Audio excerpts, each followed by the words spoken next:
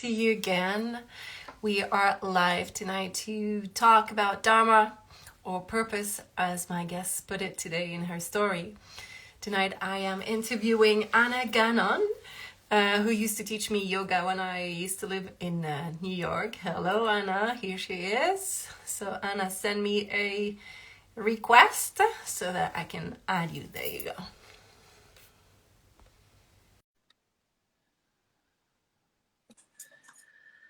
Let's see, should be working fine. Yes, hello. It's so good to see your face. Good to see you too. How are you? I'm doing great. I just finished up with all my clients for today. So, looking forward to doing this at the end of the day. And I know it's nighttime for you, right? Isn't it late there? Mm-hmm. Yeah.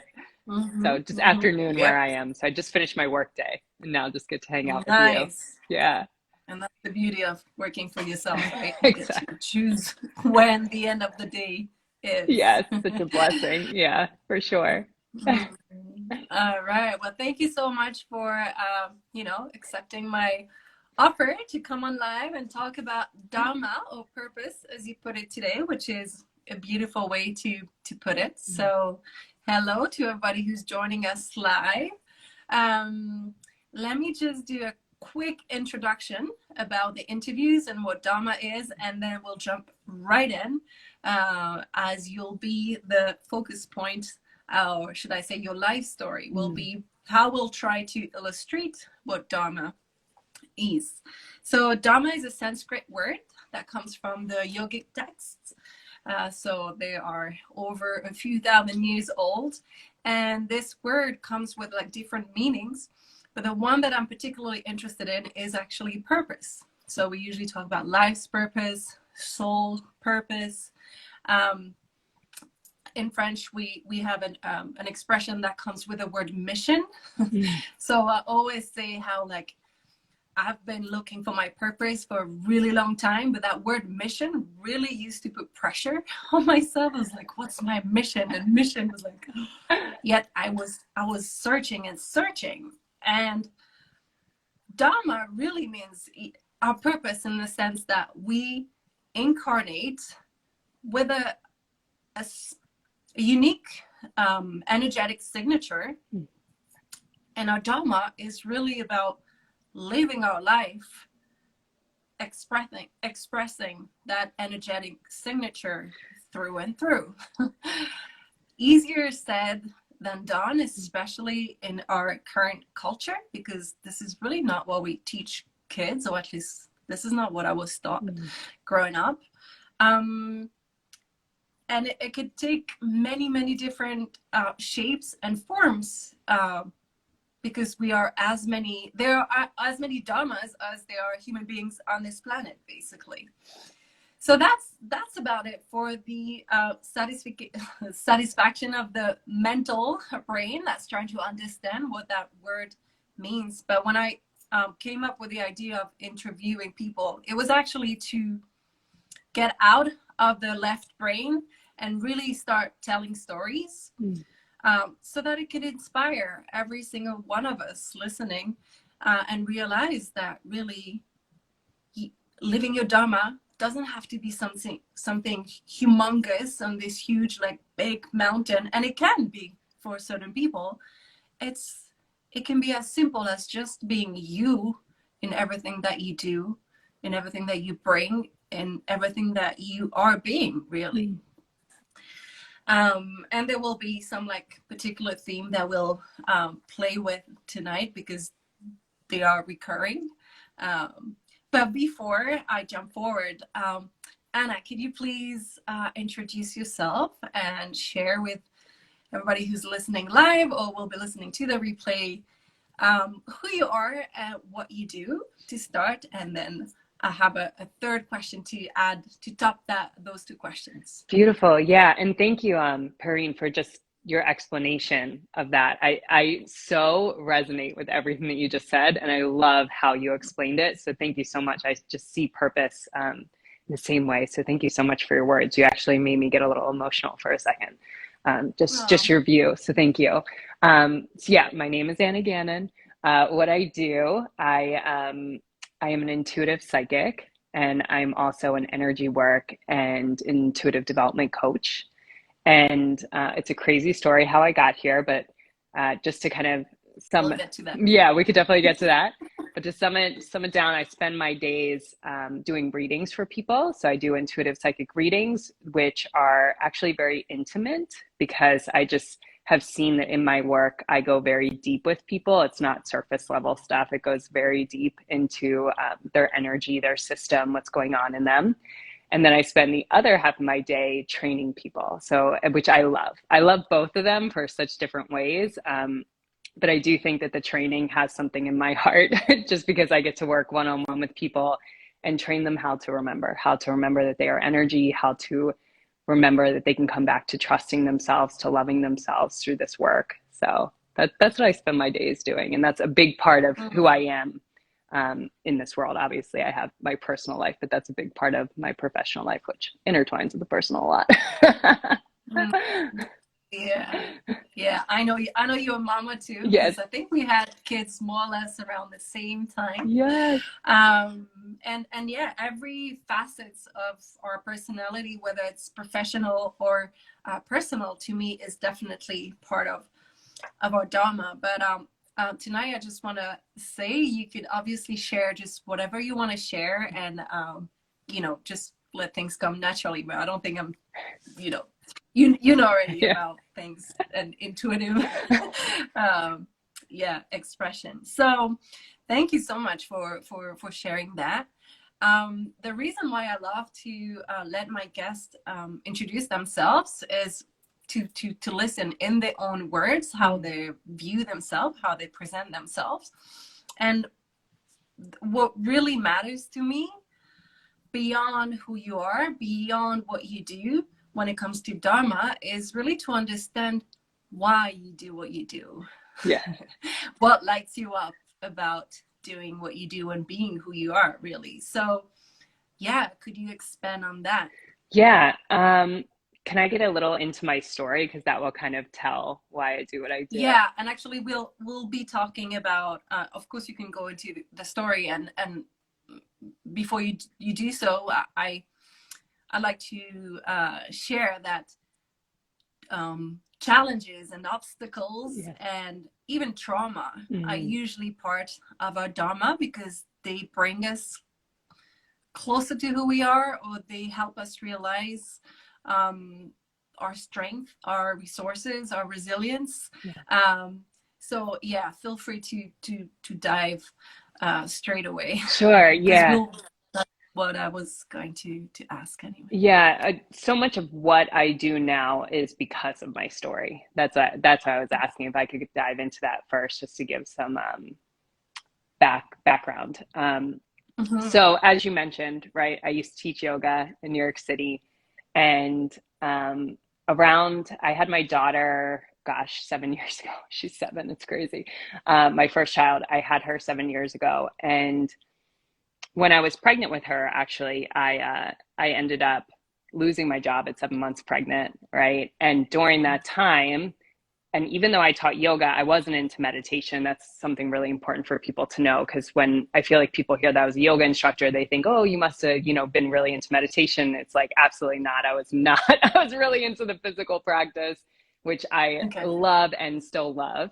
And right before I had my daughter, when I was pregnant with her and I lost my job, I got really into meditation for the reason of, like, I didn't know what to do. I was 7 months pregnant, and I felt like I had lost my community. I felt like I didn't know where I was going. I was about to become a mother. And I just intuitively felt this pulling, right, to go inward, to understand who I was on the inside. So that really started my meditation practice. And I meditated all through the rest of my pregnancy. I actually ended up going to work for an app for like 5 years after that in meditation, helping to make meditations and teaching meditations. But right after I had my daughter, I started to go through kind of a hard time, right? I went through postpartum depression, even though I was meditating the whole time, which people think, you're meditating, you're not going to go through those things, but I absolutely did. And it wasn't until about 9 months after I gave birth to her that I kind of describe it as my head started to come above water. I started to feel like, oh, I'm starting to remember who I am again, right? But who am I as this mother? So I was working full time from home while taking care of my daughter for the first year of her life, which is like, I always say, I don't recommend that to anyone. It was so challenging to do on my own, especially as a new mom, but I did it. But a year after I had her, I was definitely in a state of like trying to remember who I was because I felt like a different person, right? And I was like, who is this new person that's standing here? I don't know. And it was during that time I was a podcast host and I was interviewing a lot of people, and I ended up interviewing this woman. And it just so happens that she was married to a spiritual teacher. And I followed both her and her husband on Facebook. And one day I was like scrolling through Facebook and it said that he was taking people to India. And he was like, 1 month left before I go to in India, there's one spot left. And I remember looking and I was just like, I'm going to go. And they were leaving in a month, you know? And so my husband came home that night and I was like, hey, I'm going to go to India, you know, in a month for 2 weeks. And he was like, yeah, whatever. And I was like, nope, already booked the trip. I'm going. So you're going to figure this out. You're going to, you know, talk to your business and see how you're going to work from home for 2 weeks and take care of the daughter. And I need to go, right? It was just this thing. I need to go. And somehow I got it all together. You have to get like a visa to go to India. And somehow all in a month, I got this all together. And a month later, I was on a plane going to India to go be with no one that I knew, go land in a foreign country with no one that I knew. And I thought it was kind of going to be this spiritual, or no, I thought it was going to be more of a retreat, right? Like I knew there was going to be meditation and yoga, but I thought it would be like this retreat thing where kind of, I don't have to make any choices, which is something I was very much looking forward to. And just kind of relaxing, right? Like a spa thing. And it ended up being the opposite. It was not a spa. It was a spiritual pilgrimage. And I don't even think I knew what that meant when I was there. But here we ended up going. We landed in a city in India, and then slowly but surely through the next 2 weeks, we started getting more and more remote where we were. And the spiritual teacher that took me there, his name is David Wagner. He's fantastic. He actually does this every year. It's a mind-blowing trip, as you'll hear in a second when I share my story. But you slowly and slowly get more into rural parts of India. And so about 2 weeks into the trip, so it's getting towards the end of the trip, we end up in this really the most rural area that we had been in, to the point where, you know, kids are walking up to me and they're looking at me and they're like, I've never seen anyone that looks like that. Like, it's just very, very rural. And every single town that we had stopped in, we stopped in temples. It was like a ritual. We're stopping in each town. We go into a temple every night that we're there. And we did that at this place. And I remember we were driving into this town and David said to everyone, which he had said so many times before, can you just feel the energy? Can you feel the energy shifting as we're driving into this town? And I remember being like, no, David, in my head, you know, like I can't feel the energy shifting because I was such in a state of just being like annoyed on this trip. I don't know what was going on with me. I think I just was wanting something that was more easygoing, and here it was really hard work, right? And I wasn't prepared for it. So we end up in this last town. We do what we always did. We like get our stuff together and then we go to the temple that night. Every temple in India, you take off your shoes before you go in the temple. So we take off our shoes, we go in the temple. And how I describe temples is kind of like Disneyland, meaning that the temples in India have the same kind of zigzag lines that they have in Disneyland. Like everyone's like lined up and they're really close to each other. And there's so many people, like everyone comes every single night to go and touch the deity, right? Like it's this beautiful ritual that everyone in the town goes to do. And I remember being in this line. And as I'm in this line, I feel like I'm dropping, and I can only say this looking back because at the time I would have never known, but I'm going through this line and I could feel that I was dropping into this really deep meditation. And at the time I was really steeped in meditation. Like I was being interviewed on meditation. You know what I mean? Like I was like a public speaker for meditation. I knew it very well. And as I'm walking through there, I could feel I'm dropping into some meditative state. So I go through the line with everyone else, touch the deity, and then we shuffle into a room in the temple, which again, we had done this every temple that we went into. You touch the deity, you shuffle into another room, you sit down, you meditate, ritual. We sit down, we meditate. And the moment that I sit down and meditate, I drop into what I can only call the deepest meditation I have ever been in my life. It is, I lose all sense of who I am. It's just blackness. And through this blackness, all of a sudden I feel, and there's people everywhere, like everyone on the retreat, we're sitting kind of on cement that is attached to the wall behind us. So we're kind of like in this room, everyone's sitting side by side, and there is like 100 people in a small room. Like there's just so many people. And in this moment, I feel this electricity spark in my pelvis. And all of a sudden, I feel this electrical shock shooting up from my pelvis over my shoulders, almost like an electrified blanket. And it's like, whoop, whoop, whoop, every 5 seconds. And I feel like I'm getting electrocuted to the point where I'm physically shaking. Like even outwardly, people that are around, I know can see that because I'm physically shaking. So I feel this electricity, and then it starts to come from the bottoms of my feet up through my legs, through my body to the crown of my head. Every 5 seconds. And it gets to this point where I'm getting a little concerned because I'm physically shaking. I'm shoulder to shoulder with the person next to me, and I know that they can feel me shaking into them. So I know I look really strange, but I had remembered, there was 2 things that I remembered on this retreat that I always talk about, and I think they're so important even in the work that I do now. There was 2 things that 2 separate women that were on the retreat had said up until this point. They had shared a story. And one of them had said at one of the temples that we were at, she said, I started to feel like my body was going to do something, or I wasn't in control of my body. And I got worried about what the people around me were thinking about me. So I opened my eyes and I came out of the experience. So I had this story in my awareness. And I remember as I'm physically shaking and hitting the person and thinking and feeling everyone's eyeballs must be like, what is happening to this person?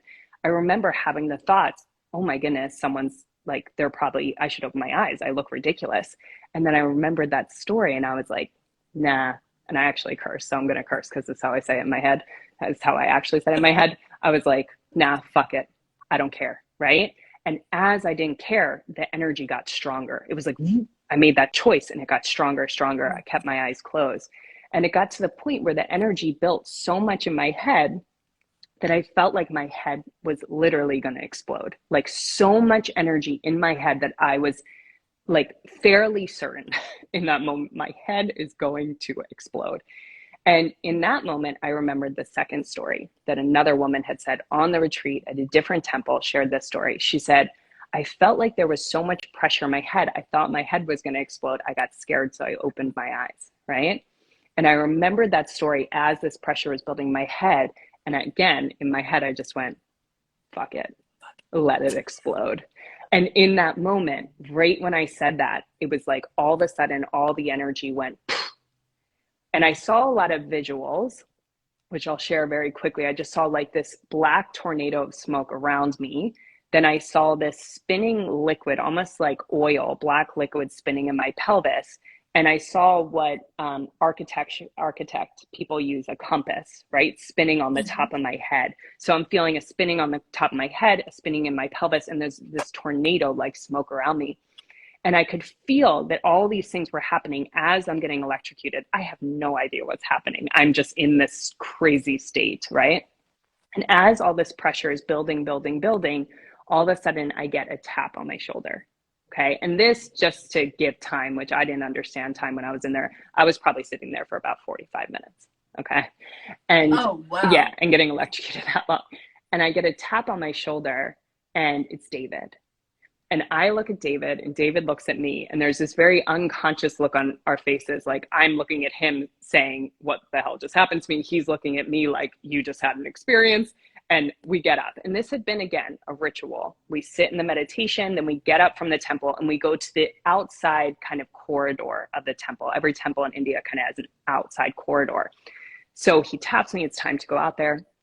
I stand up. And as I stand up, take about, 2-3 steps, I'm like, all of a sudden I feel I'm going to puke. And I'm like, and I keel over, but nothing comes out. I keel over and then I immediately stand up and I just start hysterically laughing. I had lost all control of my body and what was happening to it. And I was still getting electrocuted every 5 seconds. So I start hysterically laughing, and then I just fall silent because I was just in this awareness of like, why am I getting electrocuted? I had no words to understand what was going on or to even try to explain. So we kind of spend time out there. We go to eat at a place to eat some dinner. And the whole time everyone's asking me, oh my goodness, what happened to you in that temple? The woman next to me is like, you know, she was next to me when I was shaking. She's like, what happened to you? I had meditation envy. Like, what was going on? And I was like, I can't talk, you know, like there are no words. And I literally could not speak. I was just like, I can't. And I didn't. That night I go to bed, still getting electrocuted. And I'm like, you know what? It's fine. I'm just going to go to sleep. Everything's going to be fine. I wake up the next morning, still getting electrocuted. And I'm like, okay, this is not fun. We go sit in satsang, another ritual. Every morning we wake up, David sits us in satsang. He asked me if I want to tell my story. I tell my story. I'm finally ready to kind of try to explain what's going on. And then he says Kundalini awakening, right? This idea of energy that rises up our spine, which I had no awareness of. So I was just like, what are you talking about? But at least it gave words to what was happening to me. So we do satsang, and then we go to breakfast, and we're sitting in breakfast, and for whatever reason at that place, there was like soup that we were eating for breakfast, and I'm trying to eat the soup, and every time that I'm trying to eat it, it's shaking off the spoon because I'm still physically shaking. And at that point I was like, okay, this isn't funny anymore. When am I going to stop shaking? I don't feel like I have control over my body. I start talking to David. I'm asking him, like, when does it stop? How do I make it stop?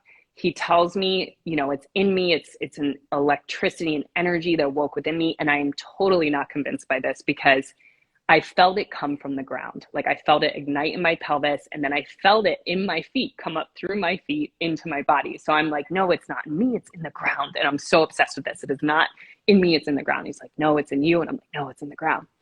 So a day later, I'm the first one to leave. So they drop me off at the airport. I go into the bathroom. I clean myself off. I mean, I'm like a mess. I clean out of my Indian clothes. I get back into my American clothes. I'm still getting electrocuted. And I get on the airplane, and I'm sitting on the airplane. And as the wheels start to lift off the ground, I'm still getting electrocuted. And I was like, fuck, it's in me. It's not in the ground. So this is the story that led to where I am today, because I obviously went home a very different person than the person that left, and not the person that I thought I would come home as, right? I thought I would come home as the mother that is super relaxed and like chill and just got some time to herself. No, I come back with this electricity going through my body, which lasted for 3 months until I learned how to turn it on and off, which now I can just control it, but I had no support in understanding that. But what happened is when I came home, I started to hear people's thoughts. I started to feel people's feelings as if they were physically happening in my body. I started to see things that weren't physically there, right? I started to hear things. My goodness, my hearing is ridiculous. And I just started to know things that I shouldn't know, right? About people, about things. And that sparked a long journey of me trying to find out who I was now with these abilities, trying to find out how to trust myself with these abilities. And that, I think, and what I love about what you were saying, to just go back for a moment on purpose, is that is why I do what I do now. Because after my abilities blasted open, I just found that I had so many choices to make. And in each choice, I was choosing whether to choose myself or not choose myself. And any time that I chose to trust myself, to believe in what was happening to me, I started to open more and more and expand more and more. But doesn't mean those choices were easy. And now that's what I guide people through. Like as I'm taking them through the training, so much of the training, of course, is about energy. It's about opening up all our different systems. It's about becoming receptive. But at the end of the day, it's really about what is happening in you, and what are the choices that are here, and what are the ones that align most with you. So it's a very wild story. I was also, and I don't know if you know this about me, I was a huge skeptic of this work. And I mean, huge, like if you ever, and that's why I think so much about purpose here, because I think that people think purpose is like something that you should know, that you should be going towards and to do. And I would have never been pointing in this direction because I was such a skeptic. Of course, I would have moments when I was younger. Now that I look back and I'm like, oh, like I would see, you know, people that had passed at the end of my bed and communicate with them. And I just thought that was normal. But now looking back, I'm like, oh, that was the beginning, right? But it's so important to me for people to understand that that purpose, like you were saying, is about becoming. It's not about doing. It's not about the thing outside of us. It's about becoming this signature energy that is within us, and constantly tuning in and making choices towards what feels right and good from that point. And that is what I've seen expands our energy, expands us, and allows us to, not only live a life that feels in alignment with ourselves, but it always ends up being in alignment with everyone around us when you're just living from that true state. So long-winded answer, but that's a little bit about my story and why I do what I do. Yeah. Thank you. This is what those interviews are about. It's about sharing life stories. And thank you so much for going through all these details. I was in the temple with you right now. And knowing that I spent 6 months in India myself, so I could totally, see it in my mind. So wow, what a story. Yeah. Amazing. And it's so interesting how I feel that everything started, and tell me if I'm wrong, but what I'm hearing is it's almost as if everything started the minute you saw that ad on Facebook and said, I don't know why, I don't know how, but I'm going. Yes. And that resonates a lot with me too, because the same thing happened to me, except it was to attend what he calls a transformational journey with this coach called Kut Blackson, and it was to go to Bali. And I remember feeling the exact same way. And there was a before that trip, and an after, or the life before, the life after. Yes. And I feel that life responds really when we dare to take those decisions that are completely, or can feel for other people, irrational, but for some reason it doesn't come from the mind, it's from the body, and we just know. And when you start following this, I call the body or the heart, life starts to unfold in very incredible and miraculous and magical ways. And your life story is really a perfect example of what that is. Yeah, it's so interesting. A few things came up when you were sharing that, is that, it was really not conventional what I did, right? Like my daughter was a year old. Most people were like, what are you doing leaving your daughter for 2 weeks, right? And for me, what I knew in my body, I knew that I needed to go, like something in me knew that I needed to go. But I also realized that, it wasn't just about me. It was about me also leaving and my daughter spending time with her father, that she wasn't having that one-on-one time. And I realized, once that clicked for me, I realized that not only would I come back a different, more evolved person, but I would come back to a daughter and her father that were more evolved together, right? So it was for all of us. And I think that sometimes we get in the way with what society says is okay and what isn't okay, and we're not following what feels aligned, right? And that's been a big thing. It's not always easy to make those decisions. And the other thing I'll say is so funny that you were like, it sounds like the moment that you decided to do that kind of started it. And I remember when I sat down with David, because he kind of would not interview people, but sit down with people, over Zoom before we went to India. And I remember him saying this thing like, hey, just so you know, once you make the decision to go, you've already start things in motion. And again, I was such a skeptic at the time. So I was like, what is he talking about? Like what emotion? And what's so funny is that lately I've been remembering this thing, which is wild. I'll share it. After I decided to go to India, there was a moment during that month right before I left where I had a dream. And in this dream, I was in a cave. It was a circular cave, a small circular cave. And I remember, like, in the dream, I open this door and I see this small cave, and that in the cave, there's people sitting in a circle. All their backs are to the wall. It's a small circle, a small cave. And I remember in the dream opening this door and thinking, what are these people doing in here? Because they were doing something that just seemed odd, right? It was just like, what are they doing? And I remember being like a little amused by it. Like, this is weird, and also kind of amusing that these people are in this cave doing this. And for whatever reason, I remember in the dream being drawn to look towards my right. Like, there was someone towards the right that I just felt drawn to, but I couldn't see their face. I just remember this moment.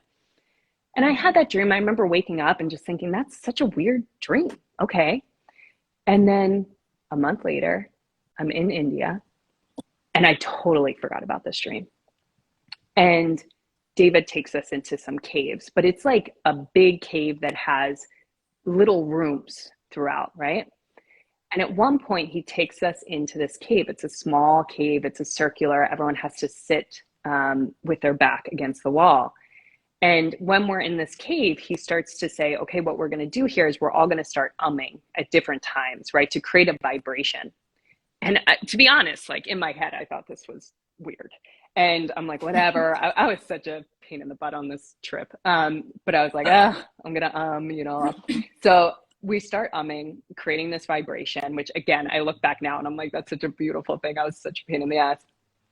But we're umming, and what happens, and I'm sitting there and everyone's eyes are closed because everyone's umming, they're creating this vibration.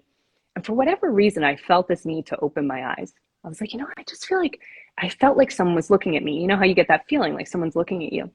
So I opened my eyes to see a young guy, probably around my age, open the door of the cave. And he sits down right in front of the door. It's the only seat because we're all sitting around. And he's just looking at us, totally amused at what's happening. Like, what are these people doing? They're all sitting here with their, like, is this like a cult or something? Like, you can tell. And I'm looking at him, and then finally he sees me look at him, and I catch his eyes and he catches mine. And in that moment, I remember the dream. And in the dream, I was him. I was in the dream, opening the door, seeing these people looking towards the right, which is where I was sitting. So it was this moment where I was like, oh my gosh, this has been happening. I'm already receiving information about what's to come, which that dream has been such a gift in my work now, right? To like understand that this is just a part of how energy works. There is no time and space with it, right? It's kind of all in the same continuum. But it's so interesting when I think about it, just the moment you make a choice, it really does start right then and there. As much as I wanted to deny it or think it was, whatever thoughts I had around it when David said it, it was true. So it's just a cool experience I wanted to share, just talking about things getting in motion. That definitely did that. Yeah. Yeah, thank you. Thank you for sharing that. And it's almost taking us to the last part of the interview, but it's okay. We don't have to do it in any particular ways. But that kind of takes us to the part that I usually call synchronicities, and how when you start listening to these callings from your heart, your soul, your body, however you want to call it, nature, God, what have you, life starts to respond in, like I said, pretty amazing ways, very unpredictable, and you start like meeting the right people at the right time, having these new opportunities coming your way, and so that's what I like to I take it as a sign, that life is telling me, keep walking that way. That's right. Because I like to see Dharma or purpose as a path, really. And so it's like a never-ending journey. There's really no destination, but to keep on moving forward and to become closer and closer and closer and closer to who you really are. So you've already shared that beautiful synchronicity, and nobody has ever shared a synchronicity through a dream. So I love that. I love that.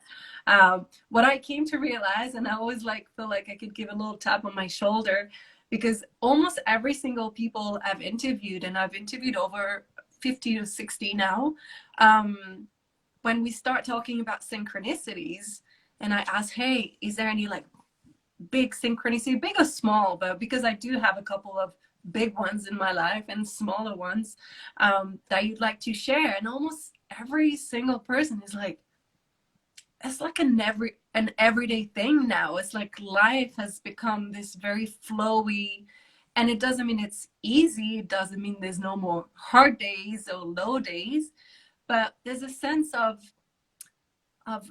yeah, energetic response between us and life. And I often use the image of the message in a bottle, that, you know, you put that message in a bottle, that's your action, your aligned action. Like actually my meditation teacher in New York used to say, Emily Fletcher, I don't know if you know her. Yeah, I know her. Yeah, I used to work with her. She talked about aligned action, and that's really what meditation has taught me, feeling what is right or wrong, and you put it in that bottle and you send the bottle, and then you kind of surrender to whether the bottle is going to come back to you. And that's that give and take. And somebody once had that beautiful image, and he was talking about the heart and saying the heart beats twice. It gives and it receives. And I think it's a really beautiful way to look at also, you give and then you wait to see how it's going to come back to you for you to receive. And it's not because you're giving in that direction that it's going to come back from here. It could be coming from here or from here or from here. It could be coming tomorrow. It could be coming back 3 years from now. But my point is that it's really, everything is energy, and it's really all about a dance really between us and life. Oh yeah. Long story short, to talk about synchronicity.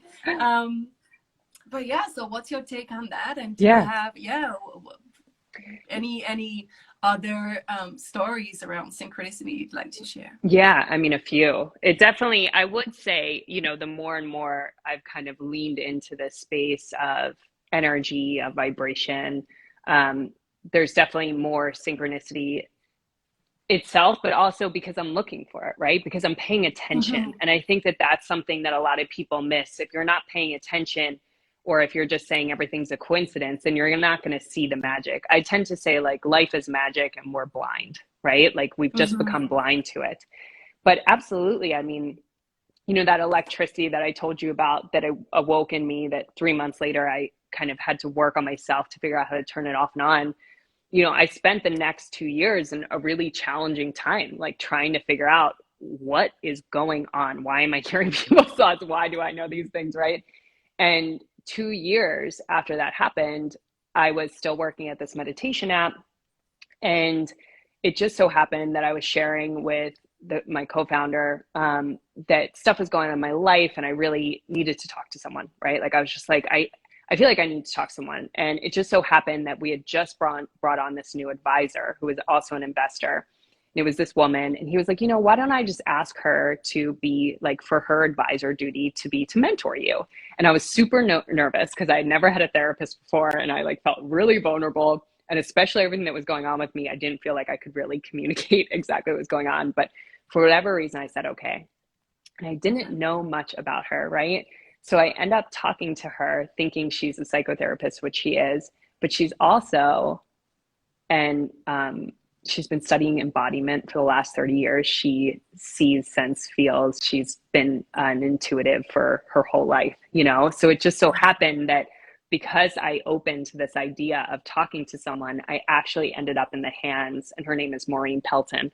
I ended up in the hands of the exact person. And actually, it felt like in that moment, the only person that could understand what I was going through and give me the guidance and the tools and the practices to be able to no longer be a victim to what was happening to me, because it was really challenging. Like if you're very open in your abilities and you don't know how to close them or how to clear or how to, like, I mean, it was not fun.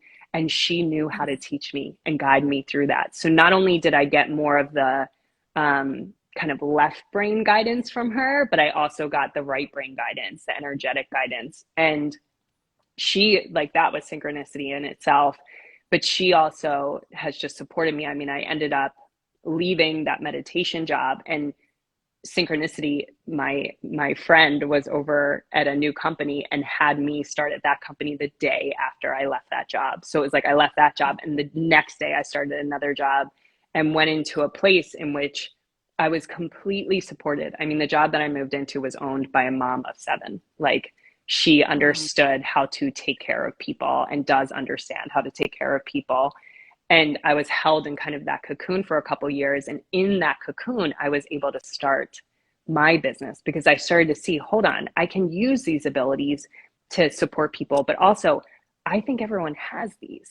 And I think that if I just help them remember how to tune in, that they can use them to tune into themselves, right? To make choices that are in alignment with themselves. So I ended up building this business alongside working at that company. And it just so happens right now I have my own business because I built it to that point. But it wouldn't have been for all those moments. And in particular, you know, for me, kind of looking back at this point, I feel like it was people too, like the people that showed up to support me along the way has really changed things. And I mean, even, I don't know, I look at everything kind of as synchronous. Like, I look at COVID, like I had to leave New York when COVID hit, right? I had 2 young kids and we left, and I live in Pennsylvania now, and I would have never done that. I would have never lived there, but now I understand why. Now I can look around and see why it needed to happen. So absolutely. I think that synchronicities are there, but I will just put that little caveat on it that I think we have to look for them too. We have to be attuned, because a lot of times people will say to me, well, everything just happens like that for you, right? Like that's just your path. Like everything happens in your favor. It just flows. And I'm like, no, like it's happening for everyone if you tune in. And of course, if you see your choices and make the choices that align with you, that is the hard part. Like, honestly, that's how I see it. I see that life is a lot of choices when we can see our choices consciously, so we're not unconscious to what they are, and we make the ones, even when they're super challenging, that align with us. That's when everything opens. So yeah, I'm rambling now, but that's it. No, yeah, it makes so much sense. So much sense. I love what you're saying about synchronicity, and I like to remind my coaching clients that you can't find something that you don't believe in. Yes, exactly. If you want to find something, you first have to believe in it. Yes. So you're right. If you don't believe that life is magic and that there is signs for you to read all the time, you're never going to see them. Mm-hmm. So that's a really good point. That's number one. And yeah, I think that absolutely. goes into ourselves too, because that's what I find so much in people, and of course, like in myself too, right? Like I want to be able to see this in other people if this wasn't a road that I went down. But so much of what I see in other people and in myself is this idea of not believing in ourselves, whether it's self-doubt, whether it's not feeling like enough, not trusting ourselves, not remembering that we're whole and complete the way that we are. I think that if we don't tune into that, to have that strength to just believe in the actual soul that is in our body, then nothing is going to move forward, right? If you don't tune in and actually start believing in yourself, then nothing can move. If you're in kind of that victim state, I mean, I'm using victim as a very broad term, but that's what I found. And I think when you have a safe space, either that's someone to communicate with, or maybe even in your meditation alone, just to tune into who you are and say, do I believe in this person in here? Because if you don't, you can't expect anything, any person, anything to show up, right? Because if you don't believe in this, you have to be the first step. And that, I think, is like one of the hardest things. It's one of the hardest things in my experience, at least. Yeah. And it brings up 2 things. The first one, I love when you say you moved to that company and it was run by this mother of 7. And it's almost like in my head, I was like, of course, you had to be in that safe space with that nurturing person for your nervous system to Totally exhale and for you to start realizing, wow, I could actually make use of those new abilities.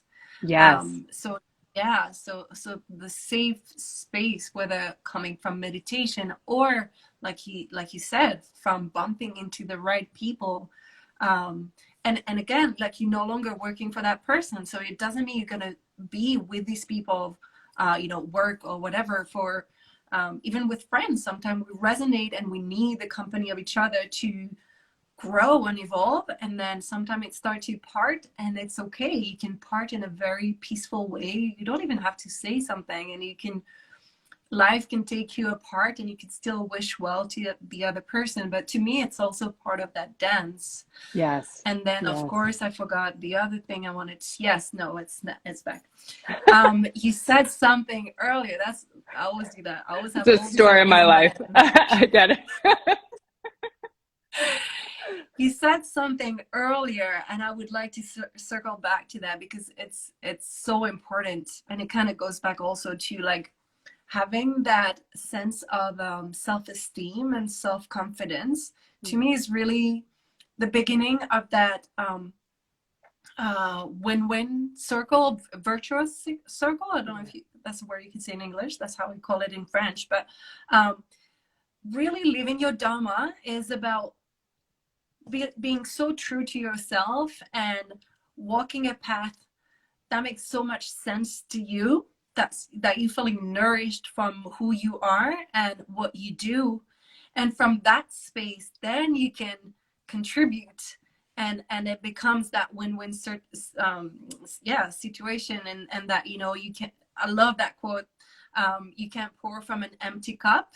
Yes. But you have to fill your own cup first, and fill it also with like self-esteem and trust. And then it's just to come back to the point that often people see personal development work as selfish sometimes. All this time, I can even feel that way being a mom and running my own business. Like, oh, how do you meditate today? I need to, and it's like, no. But it's everything but selfish if you see it as the beginning of that potential contribution to your family, to your loved ones, to your neighbors, to humanity, really. Yes. Yeah. I mean, it influences how you show up, right? Like, if you're not in a space of loving yourself, which has been my journey, is like just really understanding, how do I actually love this person? And I am so grateful to say, and like I tell my friends, I'm like, it's wild. Like, I really love myself. It's wild, and I can't believe I'm actually in that state of being able to say that and really mean it, like really mean, I love this person in here. And if we can't be in that state, then we're showing up in a state that isn't fully ourselves. And although you might think people can't feel that, they can, especially children, right? Like, they can feel when you are in doubt. They can feel when you're worrying or you're not present. And when you can kind of tune in, just know who you are, have so much respect for yourself, respect for your choices, love yourself, you show up so differently to the people around you, and it creates this richness in life. It doesn't mean that you no longer get triggered. It doesn't mean that you don't make mistakes. But when those things happen, you have such a center within you that you can see it and you can go, oh, look at that. I was just triggered. Okay, I can work on this. I'm not a bad person because I got triggered. The truth is, if I see clearly, I got triggered. It doesn't say anything about me. It says that I have something to work on, right? And I think when we stop making things say something about ourselves, say, and specifically good or bad, right? Like, I am good when I do this, or I am bad when I do that. When we can just look at it, see it clearly, this is something that happened. This is a behavior that I have, a pattern that I have, whatever it is, but you don't abandon yourself because of a mistake, a pattern. Instead, you go, oh my goodness, I see this and I'm here. Let's do this. Let's work on this together, right? Let's just keep showing up. So I actually think, and I totally, for a moment, I remember actually asking my mentor, when I lived in New York, I remember asking her about selfishness. I was like, but isn't this selfish that I'm just working on myself? And I remember she got like real stern with me. And she was like, like, it is the opposite. Like she was like, I would actually say not looking at yourself, choosing to look away is the most selfish thing. That's what's selfish, is when you don't look at yourself, when you ignore what is actually going on, when you abandon yourself. And I was like, oh, and so much with her was always like this, like, oh, she's right. You know, like she's totally right. And now I see it. So yeah, I think it's a big thing that comes up, particularly obviously with parents. And with parents, I always say this thing, which has just really helped me. And I think this probably came from my mentor too, probably because she's very intelligent. You know, quality over quantity, right? So it doesn't matter if you're hanging out with your kids 24/7, but you're constantly thinking about something else, or you're in an annoyed mood, or you didn't do your meditation and now you're just whatever. That's how they're seeing you. That's the energy that they're taking on right there. But if you can think about your time with them as quality, as me showing up as the most present, most loving person that I can for them, it changes your perspective on it, right? Because they'll remember that energy rather than just mom was always next to me. She was always next to me, like, which is something. But if you're not next to them in a state that feels nurturing and loving to them, what actually is occurring there, right? And what are you teaching them? You're teaching them that it's okay to just not be in a good state and abandon yourself. So I think there's a lot to think about with it. But that's how I see it, at least with children, especially. Mm-hmm. Yeah. Yeah. Yeah. What it reminded me, because it's funny and it happens every time I interview someone, there's always some mirroring effect. And the self-love path has been a challenging one for me as well. Up until one day my husband said, but you have to love yourself first, because how do you expect other people to love you if you don't love yourself? He wasn't my husband at the time, and I had probably heard that many times before, but for some reason, there's one day where it clicked. Yeah. And it doesn't mean that it was easy from that day on, but I like to see it as a muscle, you know? And then every day you're like, oh, I make the choice to listen to that thought, that negative thought, or I choose another, positive, self-loving, what have you. And slowly but surely, when you get into the habit, and obviously meditation will help you have that step back to pay attention to what the inner dialogue is and can be.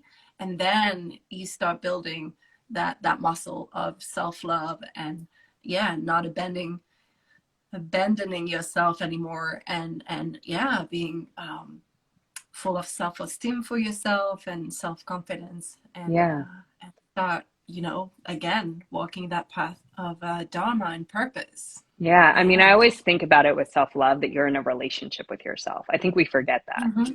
Like, I think we forget that this is a relationship that you are having, right? You are in a relationship with how you treat this soul within you, how you treat your body, how you treat your mind, how you treat your energy, and of course, how you treat your environment around you. But it starts with the relationship within you. And no relationship just clicks, right? Like, there is always those conversations. There are always things to work on and to evolve. So it's an ongoing journey. It's not, right? Like, I say I love myself. I absolutely do. Is there times when I'm triggered and I'm like, we need to talk, right? Like, absolutely, right? But I'm never going to not love myself through that. That's a different way of being, right? But I love that idea of relationship. And when you were saying that, like, that it clicked for you and you realize that you still have to work on it, that's what came up for me. Like, yeah, because it's a relationship. So it's going to be ongoing, and we all have it. And it's the longest relationship we're ever going to have, right? Absolutely. And so it's worth working on. It's worth looking at. It's worth nourishing and nurturing and caring for. I mean, it is the most intimate relationship you will ever have. What a beautiful thing. What a gift, right? Like, what a gift. So absolutely. And everything stems from it, really. Yes. Your relationship with your kids, with your loved one, with nature, with animals, with the planet, with everything stems from how you are feeling about yourself. Yes, exactly. Exactly. Wow, thank you so much. There was so many nuggets of wisdom within what you shared tonight. Thank you, thank you, thank you so much. Can I squeeze a little left, Oh, whatever is goodness. left out of you? Any last word of wisdom you'd like to share when it comes to maybe people looking to walk that path of Dharma and they don't know how to start or whatever comes from you? You know, I'll say that in the work that I do, right, weekly, if not daily, people come to me and ask me about their purpose, right? What's my purpose? And they want me to tune into my abilities, which I absolutely do, and kind of bring it together. And what I'll share with you, which is just kind of something that it's my truth, it's what I've experienced through doing this work, that you don't need anyone else, right, to tell you what your purpose is. And that your purpose is not this thing that you're walking towards. It's not this destination that you're going to. It's every moment that you're making choices to evolve within yourself. And the reason why I've come to know this is not only because of my personal journey, but because when I tune in to everyone, it always comes back to themselves.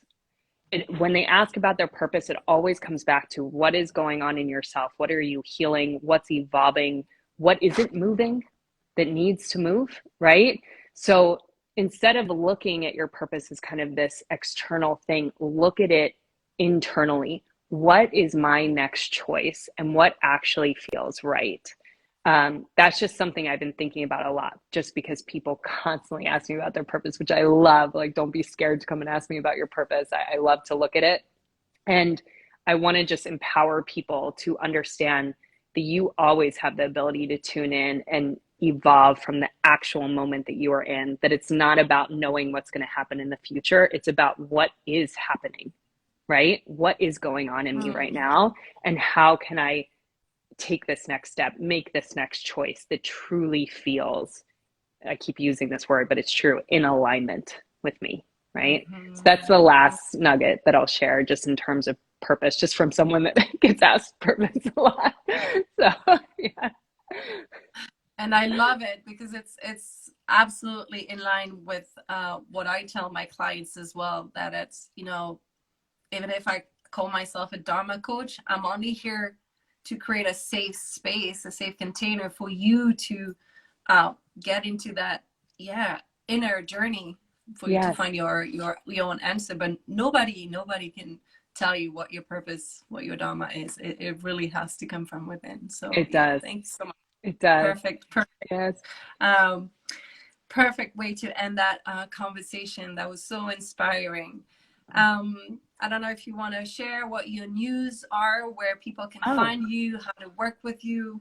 Oh, yeah. Well, the first thing that I'll share is, you know, if you get a DM from me, don't DM back. There's a lot of fake accounts out there. So that's important. I will never DM you asking for a reading. I'm going to say what I do in a moment, but I just want to be really clear there. I will never DM you asking for a reading. Please don't ever respond to someone that does that. So what I do is, like I said in the beginning, intuitive psychic readings. So you can book an appointment with me. I have 55 minutes or 25 minutes. I do that because I like to make it attainable for everyone that wants to come and just explore themselves. And then obviously my training, energy work and intuitive development, just coming and hanging with me one-on-one right now. I know I have to start doing this in groups. I say it every time I get interviewed. I need to stop saying it and just do it. But I know I have to do group trainings, but one-on-one has just been such a joy. So I do that as well. And like I said, it's just about helping people understand energetic practices that are foundational, and then taking them through upping their frequency so that they can tune in, open their abilities if they're not all the way open already, and just learn how to develop them and use them in their life for whatever reason, right? Like I train therapists, I train acupuncture people, teachers, my goodness, people that work like in engineering, doctors. I've trained all of them. So it's really, and from all over the world too. So it's really taking these skills and applying it to wherever you are and right from your purpose. So it's not about using it. If you want to become an intuitive psychic, rock on. I think that's awesome. Like you could totally do this training to do that. And so many people use it to then just use it in their everyday lives, whatever they're doing. So you can always come find me only through my website, book on my website. Don't ever book anywhere else. Mm, yes, Have to say lots of fake accounts so around many. Instagram. Yes, so many. It's so Mm, bad, but it's okay. awesome. Yes, thank you Thank so you much. so much. It's been an hour already. I think you shared a lot of wisdom. I don't know if you have time for Q&A or if you want to call it a night Oh, for no, I have today. time. Yeah, we could do like 5 minutes of Q&A. See if Ali. I Okay, don't know how Ali. to look. I mean, do Question. you have time? Yeah, I can absolutely take Okay. 5 minutes. I don't Yes. know how You showing a little blurry on my Oh, screen. am I I? can totally hear you fine. Yeah, it might be coming from my connection because I'm right in the middle of the countryside as well. So my Oh, connection is okay. sometimes a little, yeah. Okay, So so somebody's asking for your website. oh, okay, so it's just my name. So you could look at my Instagram handle. It's annagannon.com. So ANNAGANNON.com. Try to keep it simple for you guys. Mm, So uh, website, any yes, website in the bio. yes, Uh, yes. does Yeah. anybody have a question for Anna when it comes to purpose, Dharma? Any questions? Any questions? Bring them on. Oh, any meditation alternatives? I've seen a question, maybe it was from the same person. I think somebody who was saying they were having a hard time sitting in meditation. Oh, okay.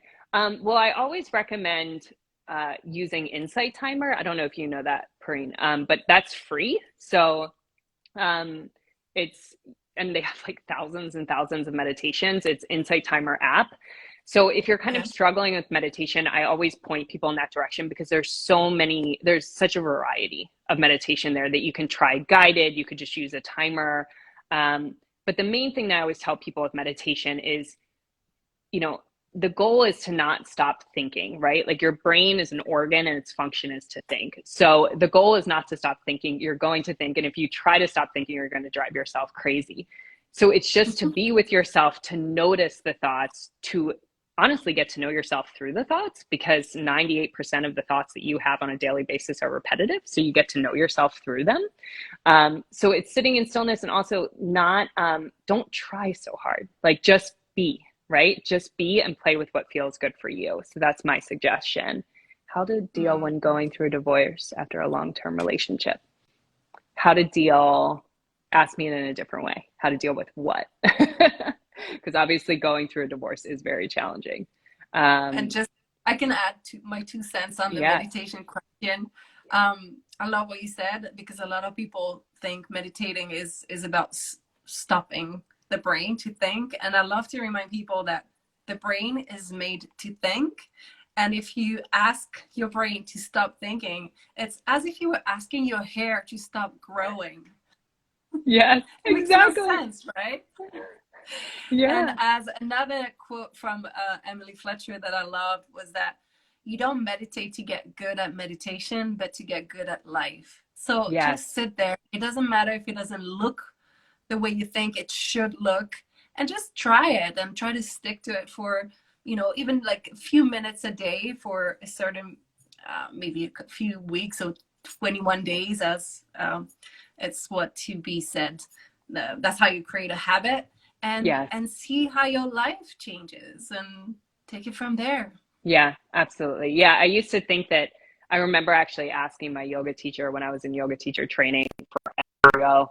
I was like, if I can't sit in lotus pose, which is like that really hard pose, where like you bring up your feet, if I can't sit in lotus pose, I can't meditate. And he was like, no, I think you can meditate even if you're not in there. Now I'm like, oh my God, sit however you want. Like, it's not about how you're sitting. Like that's the head, right? That's going to talk to you. What do you see that is not there? Oh, so if you're talking about in terms of energy, so, Mhm. energy, even matter, right? So I'm holding a glass of water right now, right? This is still energy. It's just moving at a slower vibration. So I can hold it, I can physically touch it. What I tune into is subtle energy. So it is subtle. It's not material, right? So what's not there is that I'm tuning into either people that have passed over, tuning into someone's thoughts, which obviously we don't see thought forms. We can hear them, like meaning we don't see them with our physical eyes, but I can hear them, I can sense them, other people's emotions. So that's what I'm talking about when not there. Mm. Now, I'm I so have a sorry. question. Can you sense these things with everybody? Is it like Um, a 24/7 kind of thing, uh, whatever the surrounding? yeah, so it's that's a really good question. So it used to be until I learned how to turn it off and on, and that's why those 2 years were really challenging. For the most part, yes.